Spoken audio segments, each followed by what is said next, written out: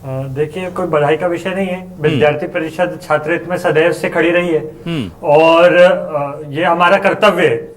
और विद्यार्थी परिषद की मांग लगातार 2022 में विद्यार्थी परिषद के जो हम लगातार अधिवेशनों के माध्यम से, प्रेस विज्ञप्तियों के माध्यम से, प्रत्यक्ष प्रणाली से चुनाव कराने की मांग और लिंग दो समिति की अनुशंसा पे चुनाव कराने की मांग, ये लगातार विद्यार्थी परिषद 2022 से उठा रही है। और पिछली दफा भी जब 2017 में चुनाव हुए थे तो विद्यार्थी परिषद ने 2017 में चुनाव विधानसभा घेराव करके चुनाव प्रत्यक्ष प्रणाली से कराने की मांग करी थी।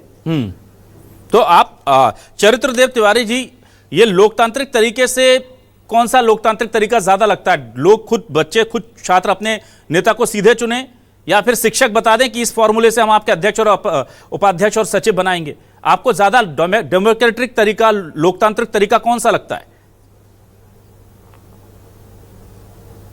देखिए, स्पष्ट है कि लोकतांत्रिक तरीका यही है कि प्रत्येक छात्र चुने, उनका नेतृत्व क्या हो और स्वाभाविक नेतृत्व ये बाहर आए। और जो छात्र नेतृत्व है, जो विश्वविद्यालय के हित में है, जो विश्वविद्यालय में निर्णय प्रक्रिया में छात्रों की आवाज को पहुंचाने के लिए जो सक्षम है, वो वही नेतृत्व है जो प्रत्येक छात्र अपने नेतृत्व को चुने। ठीक है, चलिए मैं जल्दी से उज्जवल शुक्ला जी के पास आता हूं। उज्जवल शुक्ला जी, ये छात्र आंदोलन जो इस वक्त पूरे देश में धूम मचाए हुए है, चाहे वो रांची हो या जंतर मंतर, जैन जी ने जिस तरह से आक्रोश भी दिखाया है और अपने मुद्दों पर सरकारों को झुकाया भी है, चाहे वो केंद्र की सरकार रही हो, झारखंड की सरकार रही हो, और अभी भी लग रहा है कि आगे भी वो इस तरह के काम करेंगे। तो ऐसे माहौल में, ऐसी हवा में क्या रिस्क ली जाएगी मध्य प्रदेश सरकार की तरफ से कि छात्रों की मर्जी के बिना अप्रत्यक्ष चुनाव की तरफ बढ़ा जाए, या ये थोड़ी देर टाइम वेटिंग के बाद होगा, वही प्रत्यक्ष प्रणाली से चुनाव होगा? देखिए, जिस तरह का अभी वर्तमान में देश भर में जो माहौल चल रहा है, जिसमें जो जैन जी जो काफी एक्टिव बताई जा रही है, तो उसके बाद पूरे देश में एक छात्रों को लेकर के पूरा माहौल बना हुआ है। और अभी सरकार जो कोई भी निर्णय ऐसा नहीं करेगी जिससे छात्र वर्ग नाराज हो, तो सरकार काफी सोच समझकर और विचार करने के बाद ही कोई निर्णय लेगी। क्योंकि हम देखते हुए आए हैं कि छात्र राजनीति जो है वो एक आगे की राजनीति का भविष्य तय करती है। अगर इसे एक तरह का सेमीफाइनल माना जा सकता है, जिस तरह से हम दिल्ली यूनिवर्सिटी हो या जेएनयू हो या अन्य यूनिवर्सिटी के चुनाव देखते हैं, जिसमें जिस दल का पलड़ा भारी होता है उसे एक तरह से राजनीति का मतलब शुरू का ककहरा कहा जा सकता है कि राजनीति जो है वो किस दिशा में जाने वाली है। तो प्रत्यक्ष प्रणाली से चुनाव कराने में सरकार को शायद हो सकता है कि कुछ ना कुछ दिक्कत हो, क्योंकि ये एक तरह का फिर सेमीफाइनल हो जाएगा। अगर प्रत्यक्ष प्रणाली से चुनाव कराए जाएंगे और उसमें कौन सा एबीवीपी या एनएसयूआई या जयास या जो भी अन्य संगठन चुनाव में उतरते हैं और किसका पलड़ा भारी रहता है, उसके बाद फिर सरकार के एक तरह का सेमीफाइनल हो जाएगा। और अभी चूंकि छात्रों के पक्ष में माहौल चल रहा है, तो सरकार, मुझे नहीं लगता है कि इस तरह का कोई निर्णय लेने के बारे में विचार करेगी। जी ठीक है, मैं वापस जल्दी से आ जाता हूं रवि जी आपके पास। रवि जी, इस बार जयस भी मैदान में है और जयस कह रहा है कि हम इस बार असर डालेंगे चुनावों में बहुत ज्यादा। क्या आपको लगता है कि जयस के मैदान में आने से, उम्मीदवार उतारने से छात्र संघ चुनाव अगर डायरेक्ट प्रणाली से होते हैं तो कोई फर्क पड़ेगा एनएसयूआई पर? देखिए जेएस आदिवासी छात्राओं का संगठन है और 2017 में भी जेएस ने छात्र संघ चुनाव लड़ाए थे। धार और झाबुआ जिले में भी जेएस ने छात्र संघ चुनाव लड़ाए थे कई कॉलेजों में, और निश्चित तौर पर 2017 में लड़ाए थे, तो 2026 में भी अगर जेएस लड़ाता तो उसका कोई ज्यादा फर्क नहीं पड़ेगा। लेकिन हर छात्र को और हर संगठन को लोकतंत्र में अधिकार है चुनाव लड़ने का। निश्चित तौर पर जेएस का स्वागत है मैदान में, चुनावी मैदान में। और हम तो जिस तरह से सरकार की विफलता सामने आ रही है, आज देश के, मध्य प्रदेश के हालात ये हैं, आज मध्य प्रदेश के हर एक विश्वविद्यालय में भ्रष्टाचार पनप रहा है, वो बरकतुल्ला हो, आरजीपीवी हो, मेडिकल यूनिवर्सिटी हो। आज जिस तरह से हालात खराब है मध्य प्रदेश में छात्रों के, आज ही हमने देखा कि कुछ छात्र बिल्डिंगों के ऊपर चढ़ गए, 4 साल से परीक्षा नहीं हो रही है, रिजल्ट नहीं आ रहे हैं। तो ऐसे हालात आज मध्य प्रदेश में छात्रों के, छात्र खुद चाहते हैं कि चुनाव हो और हम प्रतिनिधि चुने, और जिस तरह से प्रतिनिधि अगर चुनेंगे तो छात्रों की आवाज निश्चित तौर पर उठाएगा। और छात्र आज चाहते हैं जिस तरह से उनकी आवाज को दबाया जाता है, वो प्राइवेट कॉलेज हो या गवर्नमेंट कॉलेज हो, और जिस तरह से मध्य प्रदेश के प्राइवेट यूनिवर्सिटियों ने डिग्री बांटने का धंधा बना लिया है, तो कहीं ना कहीं इसके खिलाफ छात्र है और निरंतर छात्र आवाज उठाता है। शासकीय विश्वविद्यालयों में आज हालात खराब है, जिस तरह से आरएसएस के कब्जे में पूरे विश्वविद्यालय संचालित हो रहे हैं मध्य प्रदेश के, तो कहीं ना कहीं ये पूरी शिक्षा व्यवस्था को दूषित करने का काम कर रहे हैं और उसके खिलाफ निरंतर छात्र आवाज उठा रहे हैं। लेकिन छात्रों को प्रतिनिधित्व ना होने से छात्रों की आवाज को दबा दिया जाता है। और यही ऐसे कई संगठन है, छात्र संगठन, जो सरकार का एजेंडा चलाकर, आरएसएस का एजेंडा चलाकर कैंपसों में काम करते हैं और छात्र हित की बात करते हैं, लेकिन वो छात्र हित की नहीं, स्वयं के हित की बात करते हैं। और निश्चित तौर पर हम निरंतर समय से देखते आ रहे हैं कि आज मध्य प्रदेश के छात्रों के ये हालात है कि मध्य प्रदेश का छात्र मजबूर है, परीक्षा समय पर नहीं हो रही है, रिजल्ट समय पर नहीं आ रहे हैं, डिग्रियां समय पर नहीं मिल रही है, यहां तक कि मार्कशीटें समय पर नहीं प्रिंट हो पा रही है विश्वविद्यालयों में। और ये हालात है मध्य प्रदेश के प्रत्येक विश्वविद्यालय के। मैं किसी एक स्पेशल विश्वविद्यालय की बात नहीं कर रहा हूं, आज आप किसी भी विश्वविद्यालय में देख लीजिए कि हर एक छात्र परेशान है। और कहीं ना कहीं हर एक, हमने आरजीपीवी में देखा, पेपर चोरी हो जाता है, पेपर है आज सुबह और रात में पेपर चोरी मुद्दे हो तो गया। हैं, लेकिन ठीक है रवि जी, विश्वविद्यालय रवि जी मुद्दे तो हैं, लेकिन मध्य प्रदेश के छात्रों के साथ हो रहे हैं। ठीक है, चलिए मैं चरित्रदेव जी के पास आता हूं। ठीक है, पेपर चोरी हो गए, ठीक है चरित्रदेव तिवारी जी, ठीक है चरित्रदेव तिवारी, मुझे आप ये बताइए, क्या आपको लगता है कि अगर छात्र संघ चुनाव होते हैं किसी भी प्रणाली से, तो जो मकसद है कि छात्रों के जो मुद्दे हैं उन्हें उठाया जा सकेगा और उन मांगों को मनवाया जा सकेगा, क्या वो पूरा होगा? क्योंकि इससे पहले हमने देखा था कि अप्रत्यक्ष प्रणाली से जब चुनाव हुए थे तो वो उतने असरदार नहीं दिख रहे थे। प्रत्यक्ष प्रणाली के जो छात्र होते थे, युवा नेता होते थे, वो लड़ते थे अपनी मांगों के लिए, लेकिन चूंकि जब अप्रत्यक्ष प्रणाली से चुनाव हो जा रहे थे तो उतनी सहभागिता उन लोगों की नहीं दिख पा रही थी। तो आपको लग रहा है कि इन चुनावों के बाद छात्र राजनीति जो हाशिए पर चली गई थी, छात्रों के मुद्दे जो कभी गौड़ से हो गए थे, वो एक बार फिर से मुखर होकर के मुख्य धारा में आएंगे? जी बिल्कुल, अप्रत्यक्ष प्रणाली से जो पिछली बार छात्र संघ हुए थे उससे निकले नेतृत्व ये प्रभावी नहीं रहा और लंबा वहां के उस समय से जो नियुक्त जो भी प्रत्याशी आए थे वो लंबे चल भी नहीं पाए। तो अगर हमको बेहतर निर्णय विश्वविद्यालय में छात्रों की मांग को लेकर कराने हैं तो प्रत्यक्ष प्रणाली से ही छात्र संघ चुनाव हो। और रवि जी कह रहे थे कि आरएसएस के एजेंडा या विश्वविद्यालय इस आरएसएस के एजेंडा की चपेट में है। मैं रवि जी को बताना चाहता हूं कि लगातार पिछले एक वर्ष में जहां जहां भी छात्र संघ हुए वहां छात्रों ने स्वयं आरएसएस के एजेंडा को और विद्यार्थी परिषद को चुना, राष्ट्रवाद के एजेंडा को चुना, चाहे वो उत्तराखंड हो, चाहे वो असम हो, चाहे वो कर्नाटक हो या चाहे वो कहीं भी हो। रवि जी को मैं ये भी बताना चाहता हूं कि राजस्थान में भी विद्यार्थी परिषद आंदोलन कर रहा है छात्र संघ को लेकर। अभी कुछ दिन पहले हमने गिरफ्तारी करी है। वहां पे कैसे बेहतर युवा अपनी मांग उठा सके, छात्र अपनी मांग विश्वविद्यालय में उठा सके, वहां पे एनएसयूआई कुछ क्यों नहीं बोलना चाह रही है, इस बारे में भी रवि जी को सोचना चाहिए। ठीक है, राजस्थान में एनएसयूआई प्रदर्शन कर रही है, लगातार सरकार से जवाब मांग रही है। सरकार भारतीय जनता पार्टी की है और सरकार को जवाब देना चाहिए। आरएसएस के एजेंडे पर चलने वाली ठीक है ना राजस्थान में। रवि जी ठीक है, रवि जी बस हो गया। रवि जी आप बोले जा रहे हैं। रवि जी, आप लोगों को तो बल्कि खुश होना चाहिए कि अखिल भारतीय विद्यार्थी परिषद बीजेपी की सरकार हो तो भी आपके साथ खड़ी, आप उन्हीं को उसमें लग जाते हैं। मैं एक बार जल्दी से आ जाता हूं सागर कसेरा जी। देखिए, ये वक्त की नजाकत है कि जब छात्र इकट्ठे होकर मांग कर रहे हैं, और मुझे ये बताइए कि जब आपका सहयोगी संगठन अखिल भारतीय विद्यार्थी परिषद मांग कर रहा है तो आप क्या मानते हैं कि अखिल भारतीय विद्यार्थी परिषद अलोकतांत्रिक मांग कर रहा है, गैर वाजिब मांग कर रहा है? नहीं अभिलाषी, मैं इसको भी स्पष्ट करूंगा, लेकिन सबसे पहले मैं रवि जी की बात पर आ जाऊं। एनएसयूआई को मुझे लगता है छात्रों की चिंता कम और अपनी राजनीतिक जमीन की चिंता ज्यादा है। भाजपा ने छात्रों को कभी वोट बैंक नहीं माना, ये सिर्फ कांग्रेस का पैटर्न।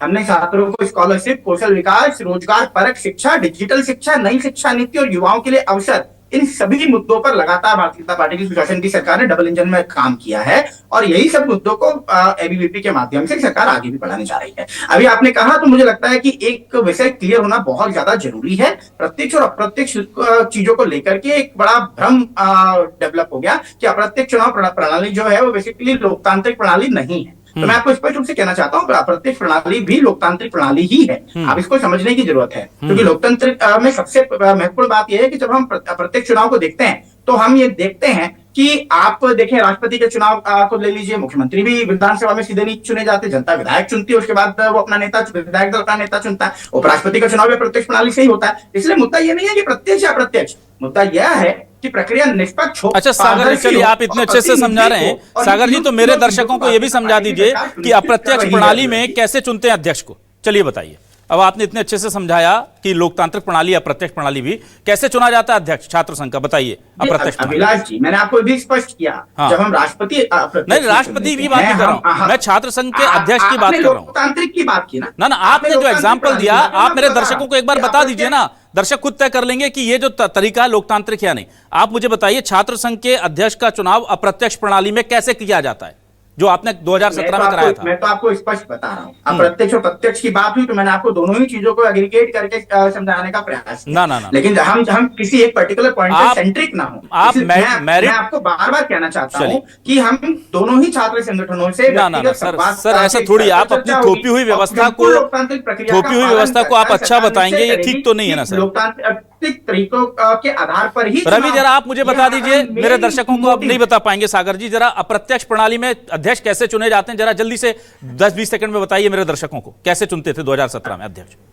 अभिलाष जी, आप बार बार एक ही पॉइंट पे सेंटर क्यों पढ़कर नहीं आए थे छात्र संघ चुनाव के बारे में? मैं दर्शकों को बताना चाहता हूं कि प्रत्यक्ष प्रणाली में छात्र संघ में छात्र स्वयं अध्यक्ष चुनते हैं और अप्रत्यक्ष प्रणाली में कॉलेज के रिप्रेजेंटेटिव बनते हैं, क्लास के रिप्रेजेंटेटिव बनते हैं। वो या तो मेरिट बेस पे बनते हैं या वोटिंग के बेस पे वो अध्यक्ष को चुनते हैं। तो अप्रत्यक्ष प्रणाली में स्पष्ट रहता है कि कहीं ना कहीं वोट चोरी होती है, कहीं ना कहीं सीआर कॉलेज के हिसाब से बनाए जाते हैं, तो उनको चुनने का अधिकार नहीं होना चाहिए। प्रत्यक्ष प्रणाली में डायरेक्ट छात्रों को देखिए, आपको कॉन्सेप्ट समझना, जवाब दे देता हूं। छात्र सीधे अध्यक्ष को वोट नहीं देते प्रत्यक्ष में, लेकिन छात्र पहले अपने क्लास कॉलेज प्रतिनिधि यानी सीआर प्रतिनिधियों को वोट देते हैं। ना इसमें सागर कसेरा जी एक और कंडीशन है कि छात्र वोट करें या फिर मेरिट के आधार पर भी सीआर बनता है।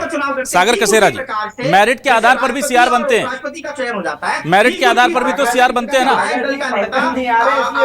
चलिए वो छोड़िए, चलिए ठीक है। अब उज्जवल शुक्ला जी से फाइनल कमेंट ले लेते हैं। उज्जवल शुक्ला जी, बहुत सिंपल सी बात है, मेरिट के आधार पर सीआर बना दिए, क्लास रिप्रेजेंटेटिव या वोटिंग करा करके सीआर बना दिए और फिर उनसे अध्यक्ष को चुनवा लिया, उपाध्यक्ष को चुनवा लिया, सचिव को चुनवा लिया। यह ज्यादा लोकतांत्रिक लगता है या डायरेक्ट लोकतांत्रिक लगता है कि छात्रों ने सीआर भी चुन लिया, अपना अध्यक्ष पद के लिए भी वोट कर दिया, उपाध्यक्ष पद के लिए भी वोट कर दिया, सचिव पद के लिए भी कर दिया? और जब सारे छात्र यहां मांग कर रहे हैं तो जो बड़ी वजह है इसके पीछे की, क्यों चाहती है सरकार या क्यों सरकार ने 2017 में, अभी का तो नहीं पता क्या चाहती है, लेकिन 2017 में सरकार ने अप्रत्यक्ष चुनाव प्रणाली से चुनाव कराने की जरूरत क्यों महसूस की थी? और क्या इससे प्रदेश के युवा राजनीति में आने वाली नई पौध का बहुत ज्यादा नुकसान होता है सर? जी देखिए, लोकतांत्रिक प्रणाली तो निश्चित रूप से प्रत्यक्ष चुनाव ही है, जब छात्र खुद अपना अध्यक्ष, अपना सचिव और चुनते हैं। तो निश्चित तौर पे लोकतांत्रिक प्रणाली तो डायरेक्ट चुनाव ही है, पर सरकार चूंकि डायरेक्ट चुनाव से थोड़ा सा ऐसा महसूस करती है कि हो सकता है कहीं ना कहीं इससे एक छात्र राजनीति की दिशा तय हो जाए, हो सकता है ये दिशा जो है आगे चल के सरकार के लिए कुछ न कुछ खतरा बन जाए, तो सरकार इसे अप्रत्यक्ष प्रणाली की ओर चली गई थी और सरकार ने अप्रत्यक्ष प्रणाली से चुनाव कराने का निर्णय ले लिए थे।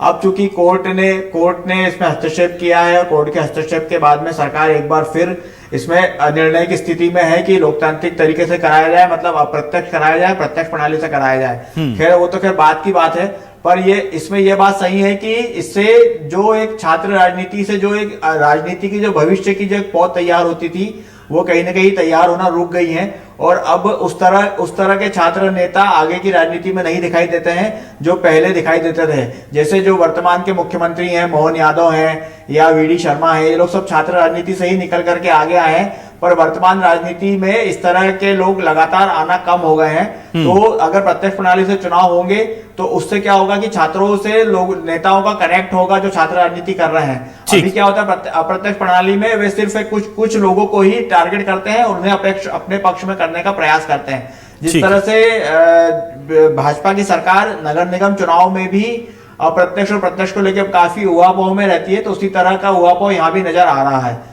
जी बिल्कुल, ये बात बिल्कुल सही है। दरअसल देखिए, इसे अगर मैं लॉन्ग टर्म में देखूं या मैं इसे बड़े बृहद रूप से देखूं, कोई भी पार्टी हो, कोई भी, दिक्कत ये होती है कि जो लोग जिन रास्तों से चल करके मंजिलों तक या ऊंचाइयों तक पहुंचते हैं, उसमें कुछ लोग ऐसे होते हैं जो चाहते हैं कि कोई और उतनी ऊंचाई तक ना पहुंचे। और इसलिए सबसे आसान तरीका क्या होता है, उस सीढ़ी को हटा दीजिए, तोड़ दीजिए, गिरा दीजिए, जिस सीढ़ी से चढ़कर वो खुद ऊपर तक आए। इतने सारे प्रदेश के नेता, किसी प्रकार की सीढ़ी हटाई नहीं जा रही है। 2017 से अब तक चुनाव क्यों नहीं कराया सागर कसेरा जी? रीजन बता दीजिए आप। बताइए क्या कह रहे हैं आप? सॉरी, आपका सवाल सुनिए। 2017 से अभी तक चुनाव क्यों नहीं कराया था आपने? आप देखिए, 2017 से लगा करके अब तक चुनाव कराना, हर चीज भारतीय जनता पार्टी, और आप सोचो कि सरकार के हाथ में, तो ऐसे होता नहीं लोकतंत्र में। अगर आपको ऐसा लगता है तो कांग्रेस की सरकार बीच में आई 2023 के अंदर, वो करा लेती। तो मैंने तो दोनों का ही कहा था, आप अपने पर ले गए। मैंने तो कहा ही था कि कोई भी पार्टी हो, मैंने तो अपने वक्तव्य में सबसे पहले कहा था कि चाहे बीजेपी हो या कांग्रेस, वो सीढ़ी को हटाना जानते हैं जिससे दूसरे लोग उस ऊंचाई मंजिल तक पहुंचे, और उनके नेता। मैंने तो दोनों को कहा था, आप पर्सनल ले गए उसको। नई सीढ़ी बनाने का प्रयास कर रही है नई सीढ़ी सर, नई जिस सीढ़ी से चढ़ करके तमाम नेता बड़े बड़े मंत्री, मुख्यमंत्री और प्रधानमंत्री तक बन गए, चुनेंगे, फिर वही निर्वाचित प्रतिनिधि अध्यक्ष चुनेंगे। यानी ये भी लोकतंत्र क्या काफी एक तरीका है, तो ये भ्रम ना हो। और दूसरा, मैं स्पष्ट कर चुका हूं कि भाजपा का मत बहुत क्लियर है, लोकतांत्रिक तरीके से ही सबसे विमर्श करके इस विषय पे डिसीजन होगा, और सबके हित का होगा। छात्रों के चुनाव होंगे, तरीके से होंगे। ये बात सबसे महत्वपूर्ण है, जो मैंने आपको स्पष्ट रूप से कही कि किसी भी प्रकार की प्रक्रिया में कहीं से। सागर कसेरा जी, आप समझिए ना, अगर आप सागर कसेरा जी, आप देखिए, बार बार जो लोकतांत्रिक शब्द का इस्तेमाल कर रहे हैं ना, अगर ये आप लोगों ने अप्रत्यक्ष तरीके से करा दिया, फैसला कर लिया एक पल के लिए मान लीजिए, तो ठीक है, चल जाएगा। लेकिन अगर आप प्रत्यक्ष तरीके से चले गए तो फिर आपसे सवाल पूछे जाएंगे कि 2017 में आपने अलोकतांत्रिक तरीका क्यों अपना लिया था। इसीलिए आप समझिए। नहीं अभिलाष जी, हाँ, मैंने आपको इसलिए स्पष्ट किया कि अप्रत्यक्ष किसी भी प्रकार से अलोकतांत्रिक नहीं है। ठीक है, हमारे लोकतंत्र की व्यवस्था में इस प्रकार तो लोकतंत्र में तो जो जनता कहती है वो स्वीकार करना पड़ता है। छात्रों ने सीआर रिप्रेजेंटेटिव को चुना गया। सर, ये मैं नहीं कह रहा हूं, ये अखिल भारतीय विद्यार्थी परिषद के जो बैठे हुए चरित्रदेव तिवारी जी हैं, ये कह रहे हैं कि 2017 में ये सड़कों पर उतरे थे। ये एनएसयूआई वाले भी मांग कर रहे थे, अखिल भारतीय विद्यार्थी परिषद मांग कर रही थी, छात्र मांग कर रहे थे। पर आप कह रहे हो कि एक तरफ कहते हो इनसे पूछ के करेंगे, और वो कहते पिछली बार भी हमसे नहीं पूछा था, हम तो सड़क पर उतर के प्रदर्शन कर रहे थे, फिर भी मन से लागू कर दिया, और अभी आप फिर वही बात कर रहे हैं। चलिए खैर, हम उम्मीद करते हैं इस बार छात्र शक्ति के आगे हम उम्मीद करते हैं कि इस बार छात्र शक्ति इकट्ठी है, युवा शक्ति है, और इस बार बहुत उनका मनोबल बढ़ा हुआ है।